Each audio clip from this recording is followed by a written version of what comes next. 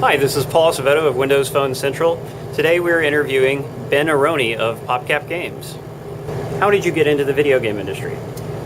Well, I played a lot of games growing up as a kid, and I started working at Microsoft after college, and relatively quickly transitioned into their game studios group. So that was my entrance from the industry standpoint, and then ended up coming over to PopCap about 4 years ago. And what are some of your favorite games? So one game I played for a lot of hours in high school and college was EverQuest. I got really into that, but more recently I've been playing games that aren't quite as big of a time commitment. So I've been playing a lot of Peggle, and Plants vs. Zombies is one of my favorites, and Battlefield 3 and some of the FPSs from time to time. But I like a lot of the puzzle games, and outside of the video game world, I like board games like Kalis and Settlers of Catan, some of the strategy ones, and poker also is one of my favorite games. Which PopCap games have you worked on so far? I've worked on Bejeweled 2, Bejeweled Blitz, Peggle and Peggle Knights, Plants vs. Zombies, and Zuma's Revenge, across quite a few different platforms: Xbox Live Arcade and Xbox 360 retail discs, and iPhone, and a little bit on iPad and Steam. Now, PopCap games tend to be spread out and they don't launch on multiple platforms simultaneously, so why that staggered release schedule? So one of the things we've noticed internally is that trying to build a game for a whole bunch of platforms at once tends to make that game feel very consistent across a lot of those platforms. And one of the reasons PopCap's been successful is that when we put a game on a platform, the game's been adapted to fit that platform very nicely, and we leverage the features that are offered by that platform sort of that are unique to them. So instead of taking a game and trying to put it everywhere at once, we tend to get it right in one place first and then adapt it to other platforms where that game makes sense to live. Your latest game is Zuma's Revenge for Xbox Live Arcade. Has it been well received so far? Yes, so thank you for your awesome review. I've kept a pretty close eye on all the review scores and all the review write-ups that have shown up online, and it's great to see that the features we've changed and added and the updates we made to the game, people are noticing and they're enjoying, and the feedback's been very positive, so I definitely appreciate and acknowledge that, and thank you again. You're welcome. How long was the 360 game in development? That one was just over a year, and it was a relatively small team, but we changed a lot in the game, so that obviously extends the length of the project, but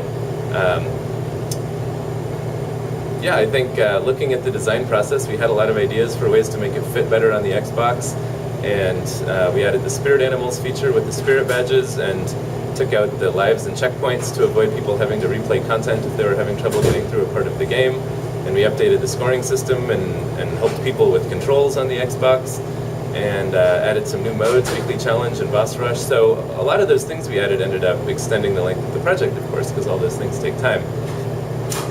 But that, I think, answered your question, just over a year.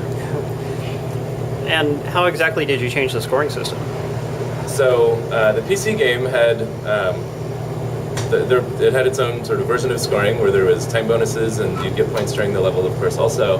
And it turns out we analyzed that during the project, and the team wasn't convinced that the way that each level was scored was going to lead to the right types of competition on the Xbox leaderboard. So we revisited that and added score multiplier balls that didn't exist on the PC, so that people that play well get multipliers, and that helps elevate their scores even higher.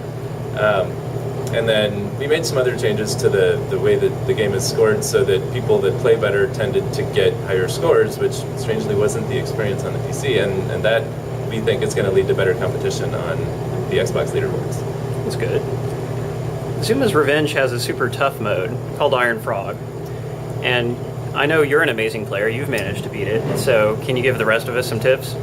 Well, thank you for the compliment. Keep in mind, I had about a year of practice during development, so it's not exactly a fair competition, but I did beat the mode once the game went live. And the two main tips that I would offer, one is just you got to play quickly. So the more you play, the faster you get at seeing the board and parsing where the colors are and taking fast and accurate shots. So keep on playing and play quickly. And the other piece of advice that I will offer is there's a mechanic in the game where if there's a gap in the curve and the ball colors on the two open ends of the gap are the same, then the curve snaps back. So sometimes that happens inadvertently or accidentally, but you can also force that to happen. Say there's a yellow ball at one end of the curve and you're about to shoot a yellow one, you can put that on the other end, causing the curve to snap back and keep it at bay. Okay. Zuma's Revenge is available on PC, Xbox 360, and iOS. How about a Windows Phone port? Well, as I'm sure you know, nothing's been announced yet, but PopCap is always looking at all of the products we have available and the games that we've created and new games also, and trying to figure out the right places to invest. So never say never, but nothing's announced at this point. Okay. Well, looking to the future, are there any existing PopCap properties that you'd like to work on? Oh, of course. So I mentioned Peggle was one of my favorite games. I think that would be a fun project to go look at that franchise and figure out good next steps for that. And also Plants vs. Zombies, of course, is one of everyone's favorites. So figuring out, what the future of that franchise looks like would also be a very fun project for me. And finally, you just mentioned Plants vs. Zombies. When is that sequel going to happen? Oh, wouldn't that be fun? So again, of course, nothing's been announced, but as I'm sure you and the viewers know, that it's been a very successful game for PopCap. So obviously, we're looking at what the future of that franchise should look like, and hopefully something comes sooner than later. But again, no official news, so stay tuned.